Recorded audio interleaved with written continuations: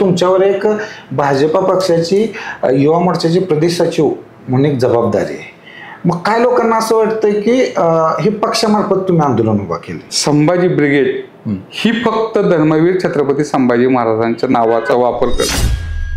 अहो, ही पद प्रतिष्ठा ही क्षणिक आहे हो. आपली रयत, छत्रपतींना जी जीवाच्या पलीकडे जपलेली रयत आहे ही महत्वाची आहे. मराठ्यांच्या नावावर, छत्रपतींच्या नावावर संघटना काढायची आणि जो मराठा युवक आहे त्यांना डायव्हर्ट करायचं. प्रथम राष्ट्र, द्वितीय पक्ष आणि नंतर आपण. असं नाही का अण्णा की छावा चित्रपट बघितल्यापासून प्रेरणा मिळाली आणि वेळानं जागृत केलं तुम्ही? ही आपण पत्रकाराला किंवा सरकारला दाखवण्याच्या आत आपल्याला अरेस्ट केलं जाणार हे आम्हाला माहित होतं. ते धर्मवीरगड आहे. तुम्हाला छत्रपतींविषयी जे आमचं प्रेम आहे तो स्टंट वाटतो का? I am not a politician, I am a social worker and common man. तर या स्टारनं आत्महत्या केली. साहेब, त्याला कधी माझ्यासारखा मित्र असता ना तर त्याने आत्महत्या नसती केली, बगावत केली असती. छत्रपती शिवाजी महाराज आणि भगवान श्री हरी विष्णू सोडून मी ह्या पृथ्वी तलाव कुणालाही बी.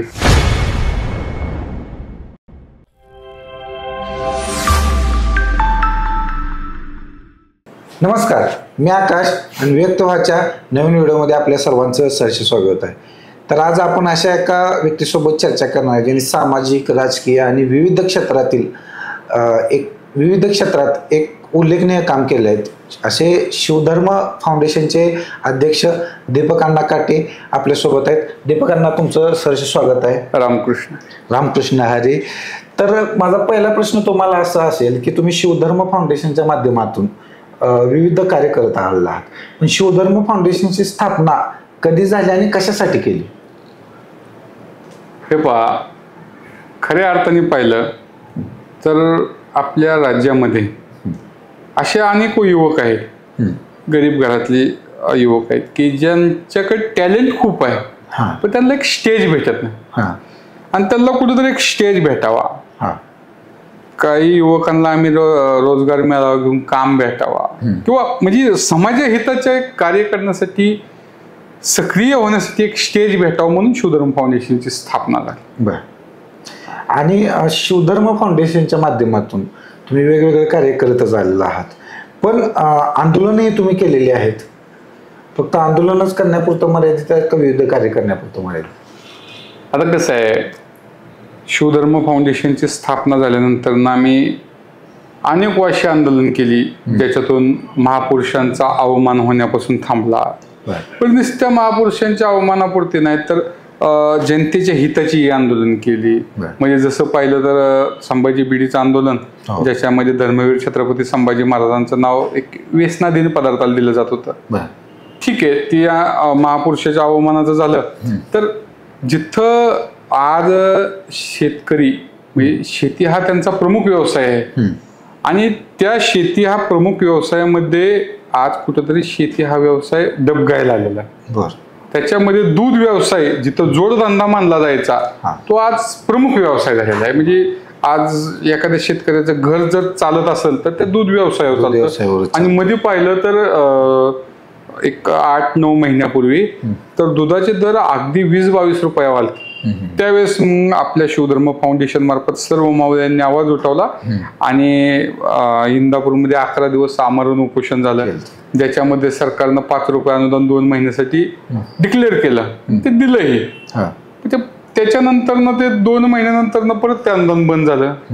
बरं, आता करायचं काय मग? शेतकऱ्याला न्याय तर मिळाला पाहिजे. मग ती आमच्या संघटनेतल्या प्रमुख पदाधिकाऱ्यांची एक बैठक बसली आणि 2 दिवसानंतर पावसाळी अधिवेशन. मग ठरलं आपल्याला हा विषय सरकारच्या काय निघालायचा आहे, त्यासाठी करायचं काय? तर विधान भवनासमोर दूध ओतून आंदोलन करायचं. जसं भगतसिंग सुखदेव राजगुरू यांनी असेंब्लीमध्ये बॉम्ब ब्लास्ट तर केला, पण त्या बॉम्ब ब्लास्ट मधनं कुणाला इजा होणार नाही याची दक्षता घेतलेली. तसंच आमची मागणी काय आहे ही आपण पत्रकाराला किंवा सरकारला दाखवण्याच्या आत आपल्याला अरेस्ट केलं जाणार हे आम्हाला माहित होतं. म्हणून आम्ही आमची मागणी एका पत्रकावर म्हणजे आमच्या फाउंडेशनच्या लेटर पॅडवर पूर्ण उतरवली आणि त्याचे जवळजवळ 200-400 झेरॉक्स मारले. हा प्रत्येक मुलाच्या हातात 5-25 दिल्या आणि एक विशिष्ट 70-80 जणांची टीम तयार केली आणि त्या टीमनं अचानक मध्ये जाऊन तिथं दूध ओतून घोषणा द्यायला सुरुवात केली. कुठलाही अतिरेकत नाही, फक्त घोषणा दिल्या आणि मग बाकीच्या टीमनं पत्रक हवेत उधळली. मग ती मीडिया असेल, लांब पब्लिक असेल, त्यांना लक्षात आलं की बाबा गोंधळ काहीतरी झालाय, पण कशासाठी झालाय, त्यांनी काहीतरी वर उधळलंय. मग त्यांनी ते बघून वाचून कळलं त्यांना की हे दूध आंदोलन होतं ना, असा विषय. मग तो विषय आत गेला कुठं, विधान भवनात. आणि दुसऱ्या दिवशी राज्याचे उपमुख्यमंत्री अजितदादा पवार यांनी शेतकऱ्यांना 5 रुपये अनुदान आणि दूध संघाने प्लस 2 रुपये द्यावे, असं 7 रुपये चांगलं झाले. हा, मग तेच आपलं हेतूच तो आहे की अवमान तर महापुरुष थांबलाच पाहिजे, पण जनतेलाही न्याय मिळाला पाहिजे. कसं आहे, अशा पद्धतीनं आम्ही बरेचसे, आता आमचं शिवधर्म फाउंडेशनचा वर्धपान दिन सोहळा होता, तर त्या वर्धपान दिन सोहळ्यानिमित्त आम्ही एक मार्गदर्शन मेळावा ठेवला होता. म्हणजे युवकांना करिअर मार्गदर्शन, म्हणजे तुम्ही आज 9वी 10वी 11वी 12वी मधले युवक आहेत, त्या कॉलेजच्या पोरांना आपण त्या कार्यक्रमात आमंत्रित केलं आणि त्यात प्रवक्ते बोलवले होते जे करिअर मार्गदर्शन करतील. तुम्ही 10वी नंतर काय केलं पाहिजे, तुम्ही 11वी नंतर काय केलं पाहिजे.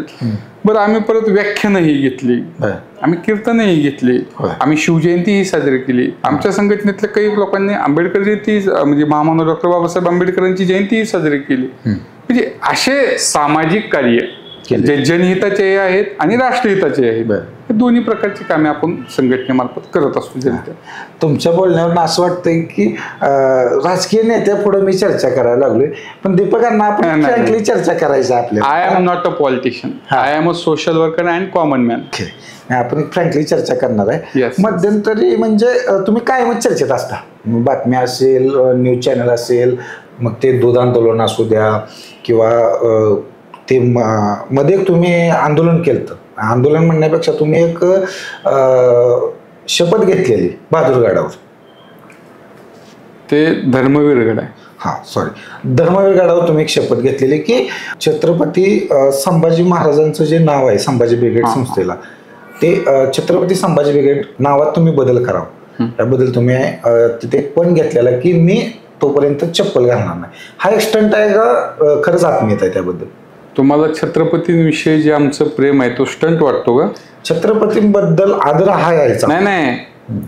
एक गोष्ट लक्षात घ्या, छत्रपती हे आमच्या अस्मिता आहे. बरोबर. आणि तिथं मी पण का घेतला, कारण ज्या धर्मवीर गडावर माझ्या राजाने शेवटचा श्वास घेतला, ज्या धर्मवीर गडावर माझ्या राजाचे एवढा हाल झालं, त्या धर्मवीर गडावरनं मी शपथ याच्यासाठी घेतली की वेळोवेळी जसं जसं माझं पाय भासतील तसं तसं मला ती एक मेंदूला क्लिक होईल की आपल्याला ते आंदोलन पार पाडायचं. मध्यंतरी एक आंदोलन होतं की संभाजी ब्रिगेड बद्दल एक काहीतरी आंदोलन होतं असं आम्हाला ऐकायला मिळालं. काय म्हणजे काय, हे पहा, छत्रपती शिवाजी महाराज आणि धर्मवीर छत्रपती संभाजी महाराज यांचा आदर्श आज अख्खं जग घेते. बरोबर. जगाच्या पाठीवर ज्यांचा आदर्श घेतला जातो त्यांच्या जन्मभूमीवर म्हणजे महाराष्ट्रामध्ये एक संघटना धर्मवीर छत्रपती संभाजी महाराजांच्या नावाचा एकेरी उल्लेख करते, हे महाराष्ट्रासाठी खूप अपमानजनक आहे. म्हणजे संभाजी ब्रिगेड यांचं जे प्रथम नाव आहे संभाजी, हे छत्रपती संभाजी महाराजांच्या नावाचा एकेरी उल्लेख आहे की नाही, तुम्हाला काय वाटतं? आणि मग आमची मागणी काय आहे की तुम्ही छत्रपती संभाजी महाराज ब्रिगेड करा ना, काय अडचण काय तुम्हाला छत्रपतींच्या नावापुढे छत्रपती लावायला अडचण काय आहे का? तुम्ही छत्रपतींना छत्रपती मानत नाही? हे बघा, तुम्हाला शॉर्टकट मध्ये सांगतो, संभाजी ब्रिगेड ही फक्त धर्मवीर छत्रपती संभाजी महाराजांच्या नावाचा लोगो आणि म्हणजे नावाचा वापर करते. मी उदाहरणार्थ तुम्हाला सांगतो की ज्यावेळेस आपल्या देशावर इंग्रजांचं राज्य होतं आणि आपल्या देशातून एक उठाव तयार होत चालला होता आणि त्यावेळेस भगतसिंग, सुखदेव, राजगुरू, चंद्रशेखर आझाद असे शेकडो युवक जीवाची बाजी लावून पुढे येत होते. त्यावेळेस जनतेतनंही उठाव चालू होता. त्यावेळेस इंग्रज सरकारनं एक अक्कल लढवली आणि काँग्रेस नावाचा एक पक्ष स्थापन करायला परमिशन दिली. म्हणजे ते ह्यांचीच लोक सर्व. मग यांनी पक्ष स्थापन केला, उठाव झाला. मग त्या उठावाला नेते कोण तर हेच काँग्रेसचे.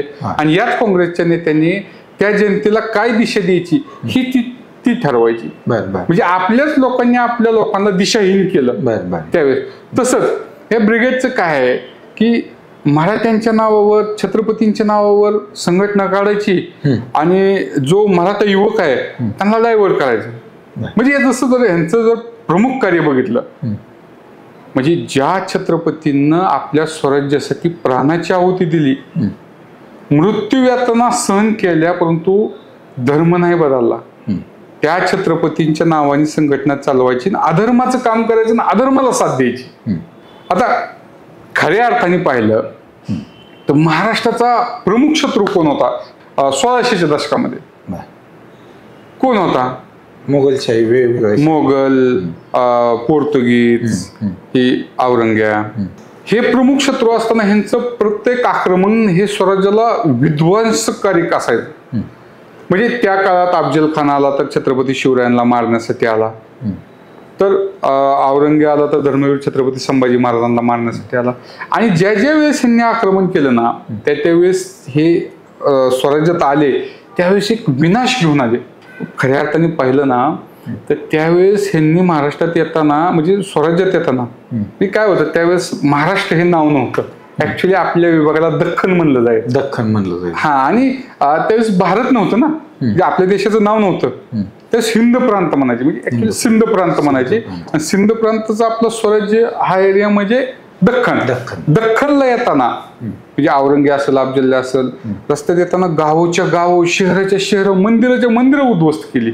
आया बहिणींच्या इद्दती लुटल्या, अक्षरशः विहिरीच्या विहिरी प्रेतांनी गज भरलेल्या होत्या. एक विनाश घेऊन आले. आणि आज यांची कबर महाराष्ट्रामध्ये. काय गरज आहे या कबरीची? तर ह्या कबरीचं आणि ह्या औरंग्याचं आणि अफजल्याचं मेन उदत्तीकरण जर करायचं काम कोण करत असेल ते ही संभाजी ब्रिगेड. माझा अजून एक प्रश्न आहे तुम्हाला. तमना, माझं पूर्ण म्हणणं तुम्ही ऐकल्याशिवाय तुम्हाला हा विषय समजणार नाही. विषय ऐकायचाच आहे.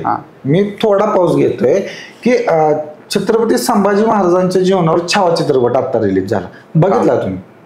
अवश्य. विषय असं नाही का अण्णा की छावा चित्रपट बघितल्यापासून प्रेरणा मिळाली आणि आंदोलन जागृत केलं तुम्ही? नाही. एक गोष्ट समजून घ्या, आमच्या धान्यांमध्ये जे रक्त आहे ना, हे प्युअर छत्रपती शिवाजी महाराज, छत्रपती संभाजी महाराज, भगतसिंग, सुखदेव, राजगुरू, चंद्रशेखर आझाद यांच्या विचाराचं या धान्यांमध्ये रक्ताचा संघर्ष आहे. रक्तातच संघर्ष आहे आणि रक्तातच जनहितासाठी संघर्ष आहे. ही संघर्ष कुठपर्यंत चालणार आहे? जोपर्यंत आमच्या श्वासात श्वास आहे तोपर्यंत हा संघर्ष चालणार. दीपक अण्णा, तुम्ही हे सामाजिक कार्य तर करताय शिवधर्म फाउंडेशनच्या माध्यमातून, तसेच तुमच्यावर एक भाजपा पक्षाची युवा मोर्चाची प्रदेश सचिव म्हणून एक जबाबदारी आहे. मग काय लोकांना असं वाटतंय की हे पक्षामार्फत तुम्ही आंदोलन उभा केले, काय वाटतं त्याबद्दल? हे बघा, खऱ्या अर्थाने जर बघितलं, असे विचार करणारे कोण लोक आहेत जे ब्रिगेडी समर्थक आहेत. आज जी आम जनता आहे त्या आम जनतेला माहित आहे की दीपक अण्णाचं कार्य हे निस्वार्थ आणि निपक्ष आहे. या गोष्टीला मी म्हणतोय, मी माझी पाठ थोपटतोय असं समजू नका. तुम्ही बॅकला जाऊन बघा की आज दूध आंदोलन असेल, ते दूध आंदोलन करताना त्यावेळेस भारतीय जनता पार्टी म्हणजे महायुती हे सत्तेत होती आणि सत्तेतल्या पक्षाच्या युवा मोर्चाचा प्रदेशाचा सचिव आहे मी. तरी देखील मी 11 दिवस आमरण उपोषण केलं. सरकारला, म्हणजे माझ्या सरकारला शेतकऱ्यांना 5 रुपये अनुदान द्यायला लावलं. मी सत्तेमध्ये असताना, म्हणजे सत्तेतल्या पक्षाचा प्रदेश सचिव असताना युवा मोर्चाचा, पावसाळी अधिवेशन चालू असताना विधान भवनाच्या बाहेर दूध ओतून आंदोलन केलं, सरकारचा निषेध व्यक्त केला, सरकारला 5 रुपये अनुदान आणि संघाला 2 रुपये दर वाढवून द्यायला लावला. का हो, त्यावेळेस तुम्हाला असं का वाटलं नाही की हे आंदोलन कुणीतरी पे करून अण्णाला करायला लावलं असेल? मला तेव्हा असं वाटलं नाही का मला पक्षाच्या एवढं महाराष्ट्राचं पद आहे त्याच्यावरून काढून टाकलं जाईल. अहो ही पद प्रतिष्ठा ही क्षणिक आहे हो. आपली रयत छत्रपतींना जी जीवाच्या पलीकडे जपलेली रयत आहे ही महत्वाची आहे आणि आपलं कार्यच ती आहे.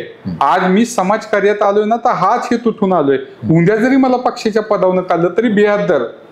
पक्ष महत्वाचा नाहीये, मला रयत महत्वाचे. आणि तसं बघितलं तर भारतीय जनता पार्टीचं जे ब्रीद वाक्य आहे, प्रथम राष्ट्र, द्वितीय पक्ष आणि नंतर आपण, असं म्हणजे प्रथम काय राष्ट्र आणि जनता ना. राष्ट्र कुणामुळे आहे? जनतेमुळेच आहे ना. जनतेमुळे. हा मग त्याच्यामुळं हे विचार करणारी लोक निवळ ब्रिगेडी आहेत आणि जे कॉमन आहेत, नॉर्मल न्यूट्रल जनता, त्यांना माहित आहे दीपक अण्णा काटेची आंदोलनं ही निपक्ष आणि निस्वार्थ असते. कुठेही मॅनेज नाही, कुठेही दाब दबाव नाही, आम्ही कोणाच्या बाला भेट नाही. छत्रपती शिवाजी महाराज आणि भगवान श्री हरिविष्णू सोडून मी ह्या पृथ्वी तलाव कुणालाही भेट नाही. That's all. अण्णा आता सगळ्यांना तर माहित आहे की दीपक अण्णांचा असा रांगडा स्वभाव असेल किंवा भारदस्त आंदोलन असतील ह्या मार्फत हे सगळ्यांनाच माहित आहे. अण्णा मी सोशल मीडियावर बघतेच.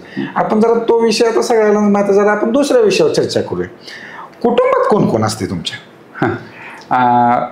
माझे वडील, माझी आई, तुमची वहिनी आणि एक बाच आहे. आमच्या वहिनी म्हणजे लव्ह मॅरेज करता का अरेंज मॅरेज होतं तुमचं? नाही अरेंज मॅरेज. आता आम्हाला बघून तुम्हाला वाटतं का आमच्या कोण लव करत? अरेंज मॅरेज ती बी कसं तरी आपला हातापाया जोडून केलं, नाही करून टाकलं. अण्णा तुमचा स्वभाव खूप मजेशीर आहे, मी बोलण्यात आम्हाला जाणवलं. मजेशीर हा स्वभाव तर आहेच, मजेशीर मित्रही असतील खूप. काही मित्राचा परिवार कसा आहे तुमचा? हे बा तसं पाहिलं तर शिवधर्म फाउंडेशनची ताकद आहे. याच्यामध्ये मी फक्त नावाला अध्यक्ष. माझा जो सर्व मित्र परिवार आहे आम्ही सर्व एकदम मिळून जुळून राहतो. याच्यामध्ये कुणीही सिनियर नाही आणि कुणीही ज्युनियर नाही. आणि खऱ्या अर्थाने पाहिलं ना तर माझ्या मित्रांचा जो मोठेपणा आहे तो किती सांगावा किती गावा. आज मी जो सक्सेस आहे तो फक्त माझ्या मित्रांमुळे. आणि तुम्हाला एक गोष्ट मी प्रामुख्याने सांगतो की आज या कलियुगामध्ये सगळ्या गोष्टी नश्वर आहेत. पद, प्रतिष्ठा, पैसा, मान, सन्मान ह्या सगळ्या गोष्टी नश्वर आणि क्षणिक आहेत. अमर काय आहे तर दोस्ती अमर आहे, मैत्री अमर आहे. माझी सर्वांना विनंती आहे की आपण सर्वांनी प्रथम मैत्री जपली पाहिजे.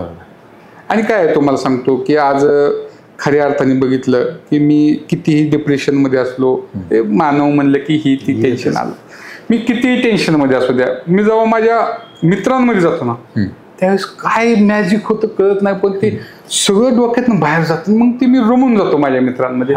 त्यावेळेस मला ह्या गोष्टीचं भान राहत नाही की आपण फाउंडेशनचा अध्यक्ष आहे का, आपण कोण आहे का. मी एक कॉमन आमच्या 5वी 6वीच्या मित्रांसारखं. हा म्हणजे एवढं मित्र परिवार. एखादा किस्सा काय मजेशीर? एक गोष्ट ध्यानात घेतली ना की या विश्वामध्ये एखाद्याला करोड रुपये दिलं मनापासून हस म्हणलं तर तो हसू शकत नाही. बरोबर. पण तो त्याच्या सच्च्या मित्रांमध्ये गेला ना तर त्याच्या मुखावर ऑटोमॅटिक हसू येणार. तुम्हाला सांगतो आता सुशांत सिंग राजपूत ज्याने एवढा मोठा स्टार होता, गुणी मुलगा होता, तर या स्टारनं आत्महत्या केली. साहेब त्याला कधी माझ्यासारखा मित्र असता ना तर त्याने आत्महत्या नसती केली, बगावत केली असती. नाही जीवनामध्ये मित्र कसा पाहिजे माहिती आहे का? म्हणजे एखाद्या संकटात जरी आपण सापडलो आणि त्यांनी शेअर केलं आपल्याशी मी असं संकट, तर त्यांनी असं नाही म्हणलं अरे बापरे अवघड आहे आता, आमच्या तर घरचे खूप खवायचे, तुम्हाला फोन करू नको रे असं. मित्र कसं काय नाही रे, मी तुझ संग काय होते तेव्हा बघू आपण काय होते ते, मी तुझ संग आहे, आम्ही तुझ संग आहे. मित्र हा आपला आत्मविश्वास वाढवणारा. बरोबर. तुम्हाला एक उदाहरण म्हणून सांगतो की खऱ्या अर्थाने पाहिलं तर इतिहासामध्ये छत्रपती शिवरायांनी 4 मावळ्यांसंग सुरुवात केली. तर तुम्हाला माहित आहे ते 4 मावळे त्यांचे जीवाभावाचे मित्र होते आणि त्यांच्यापासून ती सुरुवात झाली आणि इतिहास घडला. प्रभू श्रीरामांचं उदाहरण घेतलं तर त्यांनी ती 4 वानर सेनेसंघ सुरुवात केली ना, ज्याच्यामध्ये जे प्रथम होते बजरंगबली असतील किंवा सुग्रीव असतील, हे प्रभू श्रीरामांचे मित्र होते. पांडवांचं जरी घेतलं तर भगवान श्रीकृष्ण आणि त्यांना साथ देणारी जी मित्र राष्ट्र होती, हे त्यांचे मित्रच होते, ज्यांनी त्यांना त्यांच्या अडचणीत मदत केली. कधीही म्हणजे इतिहासाची पानं पलटून पाहिली तर इतिहास हा तवाच लिहिला जातो, तवाच घडतो ज्यावेळेस एक सच्चा मित्र दुसऱ्या सच्च्या मित्राला साथ देतो. पण अण्णा, आता तुमचा आम्ही वेगवेगळ्या अँगलने आपण चर्चा केलेली आहे, म्हणजे राजकीय असेल, कौटुंबिक असेल, मित्रपरिवार असेल. आता शेवटचा एक प्रश्न विचारतो की शिवधर्म फाउंडेशनचं पुढील विजन काय आहे?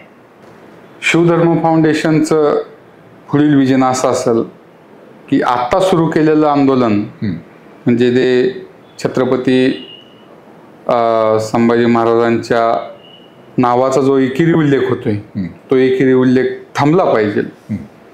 धर्मवीर छत्रपती संभाजी महाराजांच्या नावाचा संभाजी ब्रिगेडने आदराने उल्लेख केला पाहिजे. म्हणजे धर्मवीर छत्रपती संभाजी महाराज ब्रिगेड करू द्या किंवा छत्रपती संभाजी महाराज ब्रिगेड करू द्या, ऐकाय बी भारी वाटतं ना. आपला राजा आहे, रावतो स्वराज्याचा छत्रपती आहे, त्याचा एकेरी उल्लेख करणं कितपत योग्य आहे? आज नेत्याला जर तुमचं नाव जे बी आहे, म्हणजे मला जर माझं नाव दीपक आहे आणि जर कोणी उद्या मला म्हणलं ए दीप्या, आताच राग येतो. आपण तो कॉमन माणूस आहे, ते छत्रपती आहेत, आपलं अस्मिता आहे, अभिमान स्वाभिमान म्हणजे छत्रपती आहेत ते. आणि त्यांच्या नावाचा एकेरी उल्लेख होत असेल तर ते आम्ही कदापि सहन करणार नाही. त्याच्यासाठी कुठल्याही स्तराला जायची वेळ आली तर जाणार, हे नाव थांबवणार.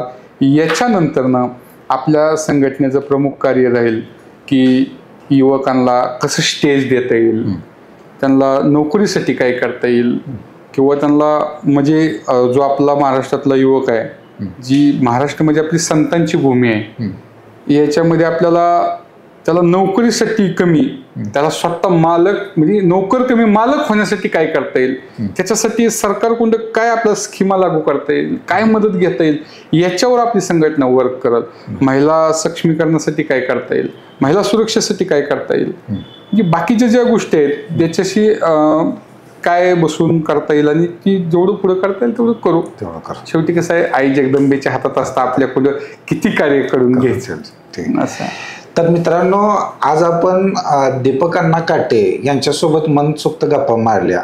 दीपक अण्णा काटे म्हटल्यानंतर एक डॅशिंग व्यक्तिमत्व, आंदोलन करते, ह्या गोष्टी तर तुम्हाला माहितीच होत्या. पण आज चर्चेतून त्यांचा कौटुंबिक प्रवास असेल, मित्रपरिवार असेल, अशा विविध गोष्टीवर आपल्या चर्चा झालेल्या आहेत. त्यांच्या शिवधर्म फाउंडेशनचं पुढील विजन जे आहे तेही त्यांनी सांगितलं. खरं तर दीपकांना तुमच्यासोबत गप्पा मारून असं खूप भारी वाटतंय ना की तुमच्यासारखा एक मित्र प्रत्येकाला असावा, असं तुमचं व्यक्तिमत्व आहे. खरं तर मित्रांनो, आज दीपकांनाचं इतकं कार्य मोठं आहे आणि त्या कार्यातून त्यांनी आमच्या पॉडकास्टसाठी वेळ दिला, त्याबद्दल खूप खूप आभारी आहे. आणि तुमच्या शिवधर्म फाउंडेशनला आणि तुमच्या पुढील कारकिर्दीसाठी आमच्या व्यक्तव्हाच्या टीमकडून खूप खूप शुभेच्छा. धन्यवाद. रामकृष्ण. रामकृष्ण.